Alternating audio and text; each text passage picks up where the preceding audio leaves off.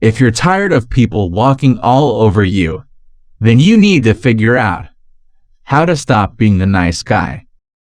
And that's exactly what we're going to talk about today. I want to share with you the exact same process that I've used to stop people pleasing and command respect from others. I know sometimes it's just easier to go with the flow to avoid any potential conflict. But if you let people treat you poorly, you will decrease your feelings of self-worth over time. That's why learning how to stand up for yourself is one of the best things that you can do to improve your self-image. Every time you speak up and go for what you want, you build your confidence and courage more and more. That being said, here are 4 actionable tips that you can implement right away. Alright, let's get into it. Number 1. Stop feeling guilty. Most people who have been passive for so long feel uncomfortable asserting themselves. Because they're afraid of hurting people's feelings, they just willingly let things slide. First of all, let's get something clear here. Being able to stand up for yourself isn't about being aggressive or being a jerk.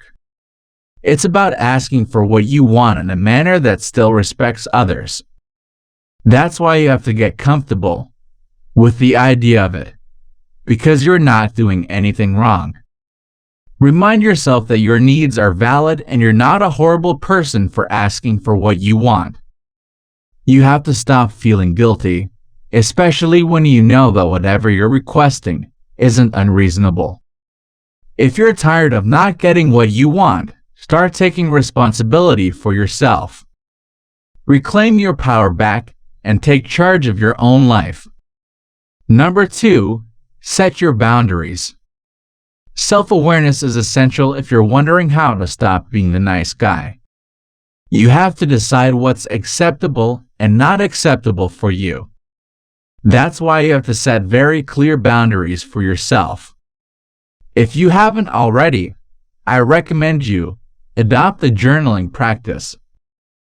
By making time to write things down, you'll have something tangible that you can refer to when defining your preferences. By knowing what you like and don't like, it'll be much easier for you to figure out how to stand up for yourself. If you're not sure what to start, what I want you to do is to pay attention to your emotions. Check in with yourself and notice what sits well with you and what doesn't. Typically, you feel good when you're acting in alignment with what you want. Whenever you feel bad, that's a good sign that there's something off and you need to do something differently. Again, instead of suppressing your emotions, let your feelings guide you as you set your boundaries. Number 3. Validate yourself. From what I've noticed, most people who don't know how to stop people pleasing don't feel good enough on their own. They seek validation from others instead of giving it to themselves. If you're wondering how to stop being the nice guy, you need to affirm your worth. One of the best ways to do this is to notice how you talk to yourself. Are you being mean and discouraging, or are you being loving and compassionate? By talking to yourself in a more positive way, you will gain the confidence to speak up and not put up with bullshit from others. Unless you do this, you will always attract abusive people into your life. So keep that in mind. Remember, the way you treat yourself will set the tone for how others treat you as well. Number 4. Be courageous. The fear of rejection holds most people back from going for what they want.